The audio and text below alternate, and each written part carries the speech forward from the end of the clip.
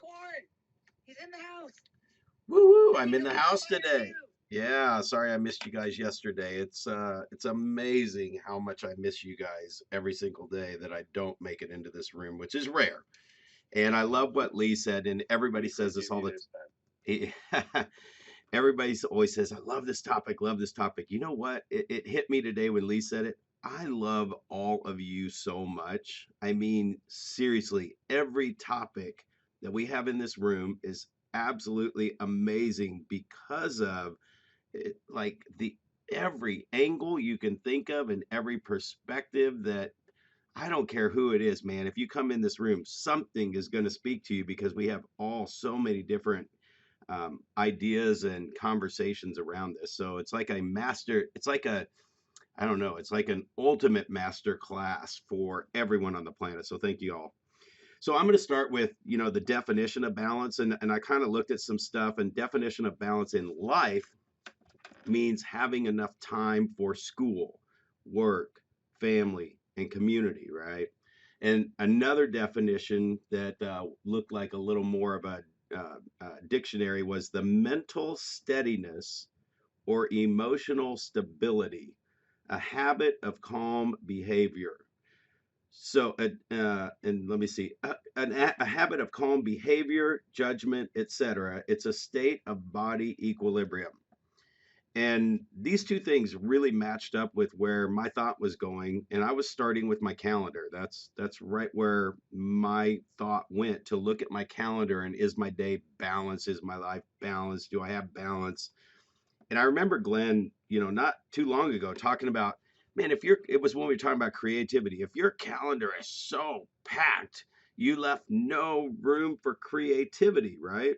And along with what Tony said earlier at the beginning about being present and being there, I look at it more like there's no room to be present in the moment because you're spending time cramming all this stuff and reacting to everything. And what we do is we overbook ourselves and then we try to keep up with it. And that sounds like a very stressful day to me.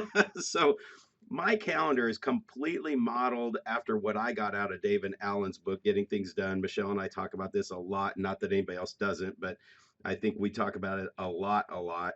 And it's like, on my calendar, if I look at it, the blocks that are on my calendar are where Brad Korn physically has to be present, like there. And I leave all that other open space to just do the day. Now, it doesn't mean I don't have a to-do list and I don't have things that need to get done.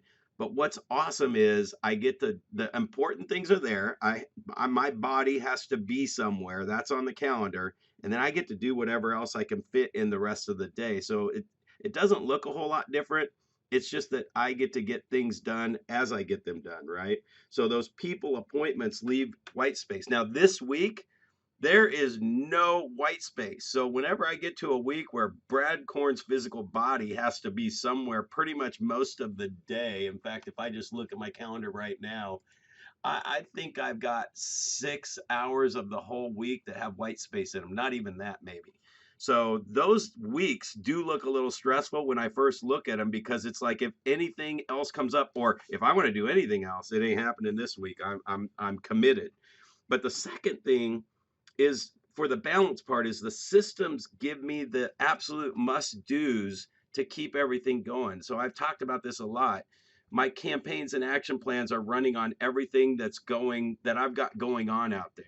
Whether I'm putting on my real estate hat, or putting on my coach hat, or putting on my, I'm going to get the boat out of the water so we can get it winterized honey hat, right? Or it's the the popcorn Tucker hat. It's like, man, we got to go to McDonald's and have lunch and take him to school, right? So whatever that hat might be.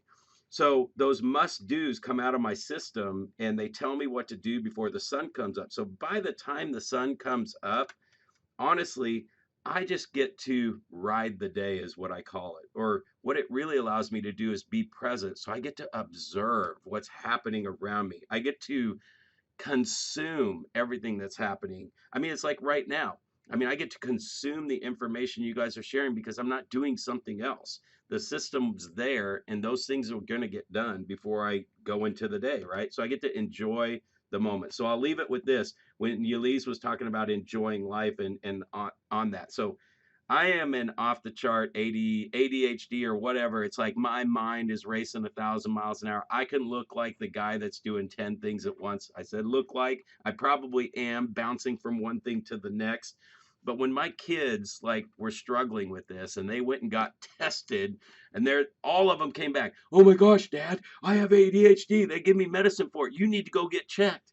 I'm like, dude, I don't want to get checked. I kind of like my life. I love being busy. I love my brain going and I love the way I'm observing life. So the heck no, don't slow me down with some medicine, right?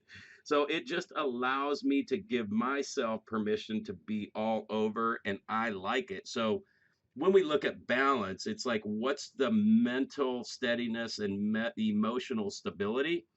I mean, if I wake up and my definition of balance is that I'm loving life every single day, then in my world, this is balance. I don't know that a lot of people would look at my life as balance. I mean, if you come to Coach Corn or Planet Brad, it's like going to Disneyland. You're on overload.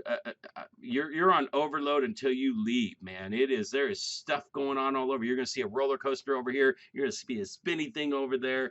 So it's not for everyone, but it's kind of fun to visit every once in a while if you know you can actually go home. So that is my share. I will finish up my breakfast, take my plate to the sink, and I'll come back and visit you all tomorrow. Woo! You were so on fire as I predicted. Um, wow, it was really great. Thank you so much, Coach Corn. And yeah, let's be exuberantly in the present moment and be able to breathe through it. And yes, guys, if you haven't read David Allen's book, Getting Things Done, I have to say you've got to read it. First of all, there's a lot of space between the lines. It's like